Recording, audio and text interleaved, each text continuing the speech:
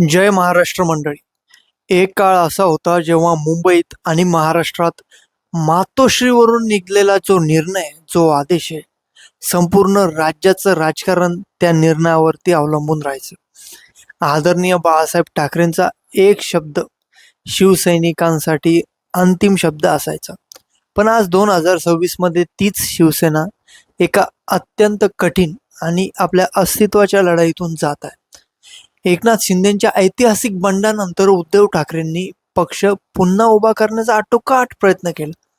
पण आज पुन्हा एकदा मातोश्रीच्या या गडाला मोठे सुरुंग लागण्याची शक्यता निर्माण झालेली आहे.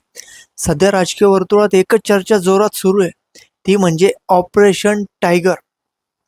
या अंतर्गत सूत्रांच्या माहितीनुसार उद्धव ठाकरे यांच्यासोबत राहिलेल्या 9 खासदारांपैकी 5 ते 7 खासदार आता एकनाथ शिंदे यांच्या गटात जाण्याच्या तयारीत आहेत. नुकत्याच झालेल्या मातोश्रीवरील महत्वाच्या बैठकीला अनेक खासदारांनी प्रत्यक्ष उपस्थिती न लावता केवळ व्हिडिओ कॉन्फरन्सद्वारे हजेरी लावली, ज्यामुळे या राजकीय चर्चांना अधिकच उधाण आलंय. म्हणूनच आज आपण सविस्तर विश्लेषण करणार आहोत की बाळासाहेबांची ही शिवसेना नक्की कुठे चुकते, उद्धव ठाकरे आणि आदित्य ठाकरे ग्राउंडवर का दिसत नाहीयेत, आणि या नव्या संभाव्य धक्क्यातून शिवसेना स्वतःला सावरू शकेल का. हा संपूर्ण संघर्ष समजून घेण्यासाठी आपल्याला थोडं भूतकाळात जावे लागेल. 1966 आदरणीय बाळासाहेब ठाकरेंनी मराठी माणसाच्या हक्कासाठी आणि न्यायासाठी शिवसेनेची स्थापना केली. 80% समाजकारण, 20% राजकारण हा या पक्षाचा मूळ गाभा होता. बाळासाहेबांच्या शिवसेनेची 2 प्रमुख वैशिष्ट्ये होती. पहिली म्हणजे आक्रमक हिंदुत्व आणि दुसरं सामान्य कार्यकर्त्यांशी असलेलं थेट भावनिक नातं. मुंबईच्या मिल कामगारांपासून ते ग्रामीण भागातील तळागाळातील तरुणांपर्यंत बाळासाहेबांनी प्रत्येकाला शिवसैनिक बनवलं आणि त्यांना राजकारणात मोठी ताकद दिली.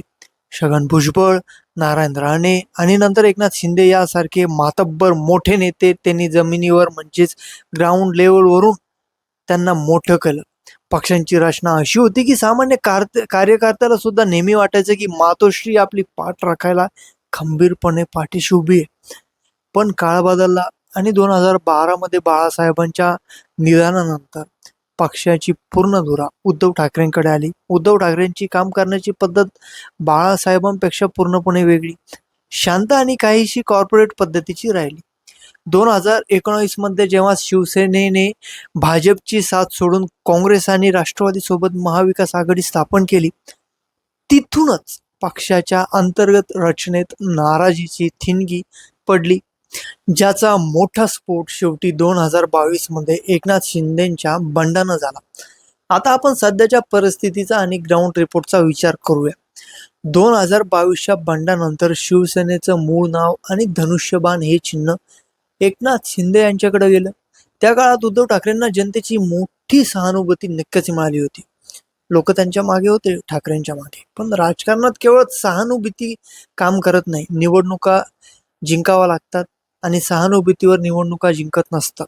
त्यामुळे ग्राउंडवरती जाऊन आक्रमक कामगिरी करावी लागते. महाराष्ट्र समोर मराठा आरक्षण, ओबीसी आरक्षण, शेतकऱ्यांच्या आत्महत्या, अवकाळी पाऊस, दुष्काळ, बेरोजगारी यासारखे मोठे गंभीर प्रश्न आहेत. पण अशा ठिकाणी विरोधी पक्ष म्हणून उद्धव ठाकरेंची शिवसेना जितकी आक्रमक दिसायला हवी तितकी दिसत नाहीये, असा आरोप अनेक राजकीय विश्लेषक करत आहेत. याला मुख्य कारण म्हणजे नेत्यांच्या work from home pattern, Uddhav ठाकरेंची तब्येत आणि त्यांची काम करण्याची एकूण पद्धत. यामुळे ते मुंबईत किंवा मातोश्रीवर अधिक सक्रिय असतात. आदित्य ठाकरे दौरे करतात, पण पक्षाला जी बाळासाहेबांसारखी आक्रमकता आणि मास लीडरची गरज असते ती पोकळी अजूनही शिवसेनेनी भरलेली नाहीये. दुसरी मोठी चूक म्हणजे या पक्षाचा संपूर्ण भर सध्या केवळ मुंबई, ठाणे आणि सोशल मीडिया, विशेषतः संजय राऊत यांच्या रोजच्या पत्रकार परिषदा भोवतीच मर्यादित राहिलेला दिसतोय. विदर्भ, मराठवाडा आणि पश्चिम महाराष्ट्रातील स्थानिक कार्यकर्त्यापर्यंत पोहोचण्यात नेतृत्व कुठेतरी कमी पडत आहे. त्यामुळे आम्ही नक्की कोणासाठी आणि कोणत्या मुद्द्यावर लढतोय असा मोठा संभ्रम तळागाळातील कट्टर हिंदुत्ववादी शिवसैनिकांच्या मनात निर्माण झालाय.